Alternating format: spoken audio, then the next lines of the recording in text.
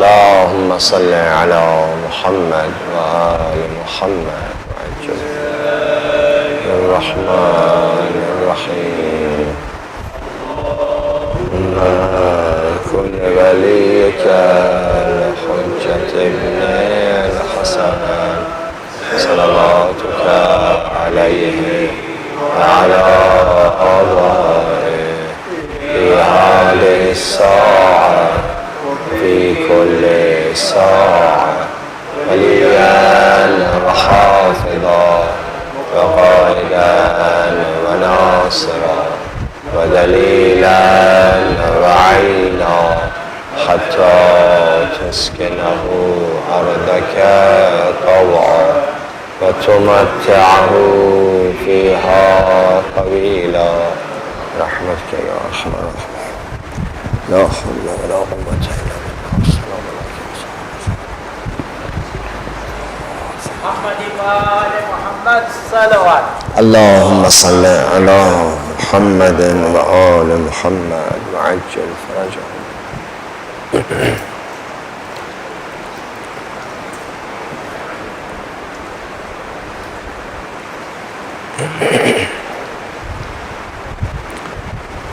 أعوذ بالله من الشيطان الرجيم بسم الله الرحمن الرحيم الحمد لله رب العالمين والصلاة والسلام على سيدنا ونبينا وطبيب نفوسنا وحبيب قلوبنا أبي القاسم محمد اللهم صل على محمد وآل محمد صلى الله عليه وآله وسلم لا سيما بقية الله روحي وأرواح العالمين لمقدمه الفداء اللهم لعن قتلة أمير المؤمنين اللهم لعن أول ظالم ظلم حق محمد وآل محمد وآخر تابع له على ذلك اللهم لعنهم جميعا صلوات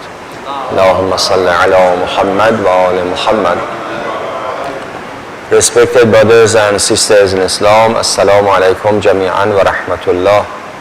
Condolences today as we are sitting here having our talk.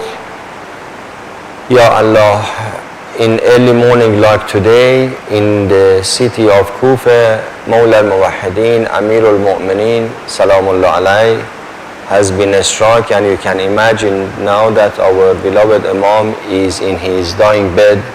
The family and the community and the orphans of Kufa and those who knew him, only now they realize such a great personality that they are losing.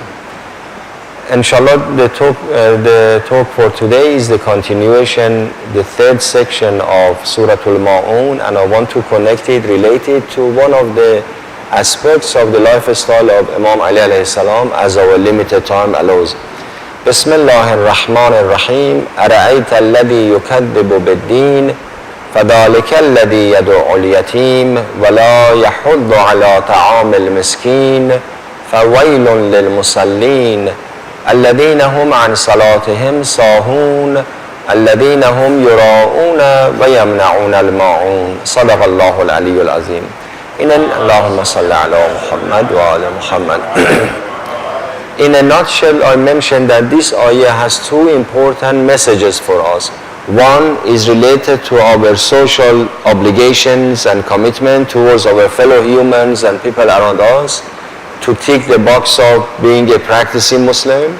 And the second is about our relation with Allah subhanahu wa ta'ala in terms of our worshipping act, that is the salat, that inshallah today I want to mention. The other part of it, briefly I spoke, and inshallah this part that Quran says in introducing those who practically don't believe in Islam. They may be praying, as you can see in this ayah, I will show you now.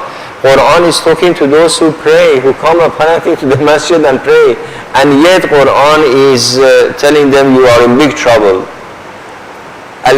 So in description of أَرَأَيْتَ الَّذِي يُكَذِّبُ بِالدِّينِ, have you ever seen the one who denies the day of judgment?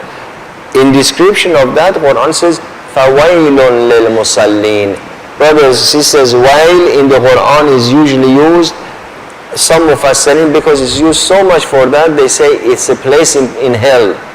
While is a well in hell. Raghib, one of the very famous Arab philologists, he said it's not the name of a well in hell, but because it's one of the punishments repeatedly promised when Quran says while they have associated while with a well in hell. While literally it means when you want to tell someone you are in big trouble. So here when Quran says فَوَيْلٌ لِلْمُصَلِّينَ, Quran, Allah subhanahu wa ta'ala, I'm reading Quran, Surah Al-Maun. He says, woe, that's why usually we translate it to woe. Woe to those who pray. Ajib. I thought if I pray, I'm fine. Quran says, فَوَيْلٌ لِلْمُصَلِّينَ. Woe, those who pray may be in a big trouble. What kind of musallin are you, Allah, talking about? The next ayah explains, not all musallin. الَّذِينَ هُمْ عَنْ صَلَاتِهِمْ sahun. Those who are, Arabic language is an amazing. Similar to that, you have it in English as well. In English, look at with look upon or look for, the meaning is different. Depending on preposition that you are, excuse me, can I have a glass of water? No, you cannot. This is the time that you can clearly say, no, you cannot. Sallu ala Muhammad wa ala Muhammad.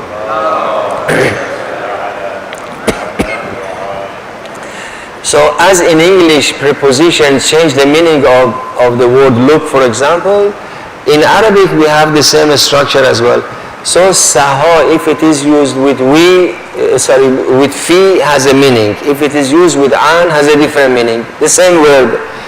For example, if the ayah was الَّذِينَ هُمْ فِي صَلَاتِهِمْ سَاهُونَ, it was talking about mistakes that we may make in our namaz. That would be your whole hellbound. If you make any mistake in your namaz, you go to hell. Astaghfirullah. God doesn't say that. God knows His creation. As humans, a human error can happen. No, Quran says الَّذِينَ هُمْ عَنْ صَلَاتِهِمْ, not فِي صَلَاتِهِمْ. عَنْ صَلَاتِهِمْ, what does it mean? عَنْ صَلَاتِهِمْ سَاهُونَ. It means those who are negligent when it comes to the namaz. They don't give namaz the first priority in their life. So they pray. It's not that they don't pray in their life. And unfortunately, there are so many examples, isn't it? So many examples in the community. No, I'm not talking about this community, Muslim community, that they are praying, they are fasting, but salat is not the first priority in their life.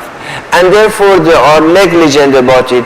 If they get a chance to go to the masjid, they go.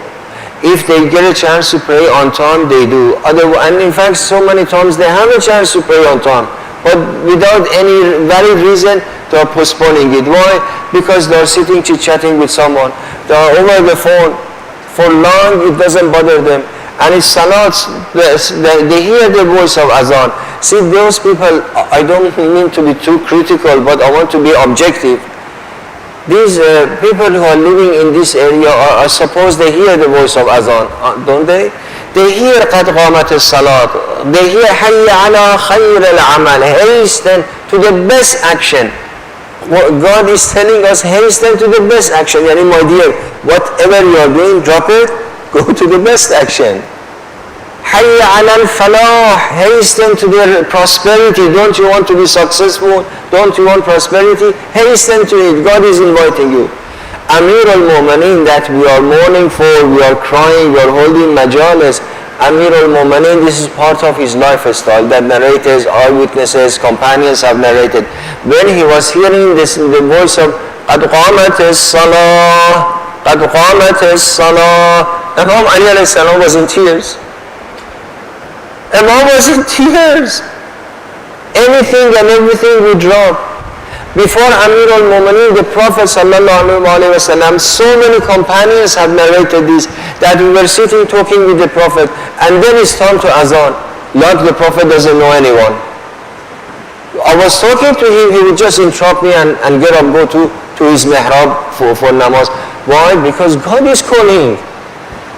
I'm talking now, you are mashallah, very respectful family, not because family community. Maulana Sheikh is talking now. But if now Ayatollah Sistani, hypothetically speaking, calls any of you, you don't care about Sheikh Mansour anymore. Ayatollah Sistani is calling you. You immediately go out of the masjid and get the call. I cannot afford missing this call. Baba, I'm talking about the creator of Ayatollah Sistani. Allah subhanahu wa ta'ala is calling. When we hear قَدْ قَامَتِ الصَّلَاةِ, yani God is calling. Who is more important than our creator? الَّذِينَ هُمْ عَنْ صَلَاتِهِمْ سَاهُونَ. Allah subhanahu wa ta'ala says certain musallin on the judgment day they will be in big trouble. فَوَيْلٌ لِلْمُصَلِّينَ. Those who did not give namaz the priority in their business, in everything else. I was talking to one of the brothers who's mashallah very successful businessman. He told me, you know the secret, I wish I didn't have to tell you this. You are mature and old enough, you don't need to hear these things. But still for the youngsters sometimes as a toy to motivate them, it's good for them to hear this. This man is a very successful person. It's originally from East Africa. He said, Sheikh Mansour, you know the secret for my success in my business, and now people they say he's mashallah very well off and everything. It happened that once I was in going for a business and I had a flight, and I had even booked a business flight, you know, more expensive than economy and everything.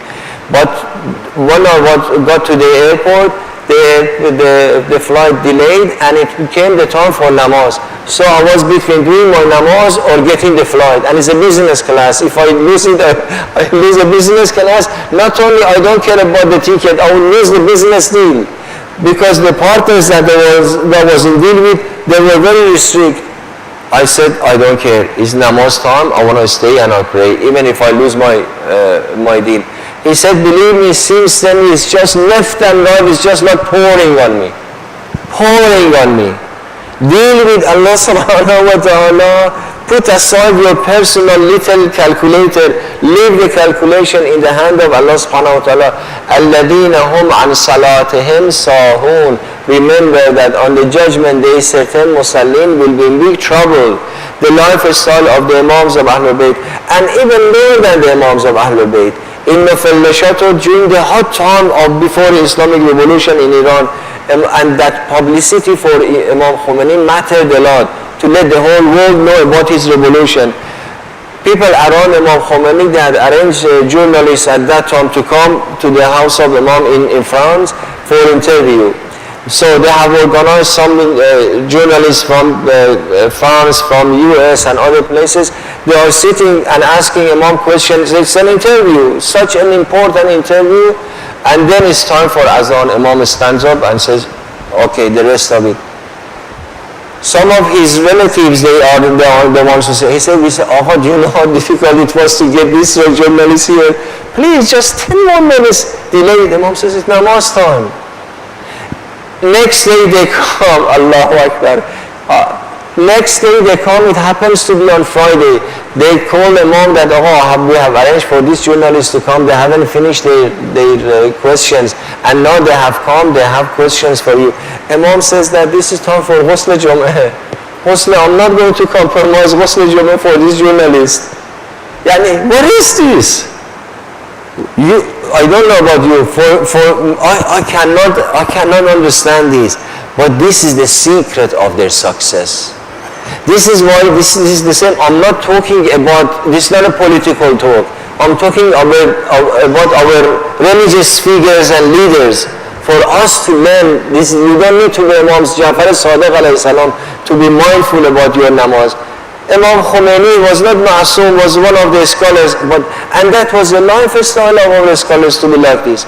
And that's why during the Iran-Iraq war, in such a harsh situation, one of the very strategic cities in Iran, known as Khorramshahr, was occupied by the troops of Ba'athi regime of Iraq for almost 2 years. When the city was liberated, the head of the army, they came to Imam Khomeini boasting that, we did miracle. We took Khorramshahr, we liberated Khorramshahr, and alhamdulillah, and it's due to your leadership and the bravery of soldiers. They are sitting in front of Imam Khomeini, and one of them is giving the report. After they finish, the video is there. If you know, you can watch it. Imam says, I don't see this liberation from any of you. No politician speaks with his army like this. They are going to tap on their shoulder, give them medals and all that. Imam Khomeini says, I don't see the liberation of Khurramshahr from any of you. And don't say it's your leadership. I don't see from myself either. Khurramshahr ra Khuda azad kard. God liberated Khurramshahr. A man who is so mindful about his salat and relation with God, so strongly connected with Allah subhanahu wa ta'ala, Allah subhanahu wa ta'ala helps him on the field of liberating the city from the hand. And you all know that Saddam, the whole Western world was behind Saddam. So this is the man of God, that Quran doesn't say to him, فَوَيْلٌ لِلْمُصَلِّينَ. The time already passed. One message inshallah today, and from tomorrow I will continue. By the grace of God, if I'm alive and around until the end of Ramadan, as much as I have time during this lunch sandwich, I'm going to share with you how you can protect your salat, your daily salat, so that not only our salat is valid jurisprudentially, inshallah be accepted spiritually as well, with salawat ala Muhammad wa ala Muhammad.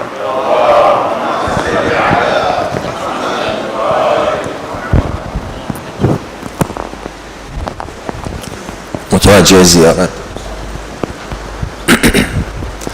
اللهم أنت السلام ومنك السلام وإليك يعود السلام. السلام عليك يا رسول الله. السلام عليك يا أمير المؤمنين. السلام عليك يا فاطمة الزهراء سيدة نساء العالمين. السلام عليكم يا سبطي نبي الرحمة وسيدي شباب أهل الجنة. السلام على أئمة المسلمين علي بن الحسين زين العابدين ومحمد بن علي الباقر وجعفر بن محمد الصادق وموسى بن جعفر الكاظم وعلي بن موسى الرضا ومحمد بن علي الجواد وعلي بن محمد الهادي والحسن بن علي العسكري والخلف القائم الحجة حججك على عبادك وأمنائك في بلادك عليهم أفضل الصلوات والتحيات ورحمة الله وبركاته.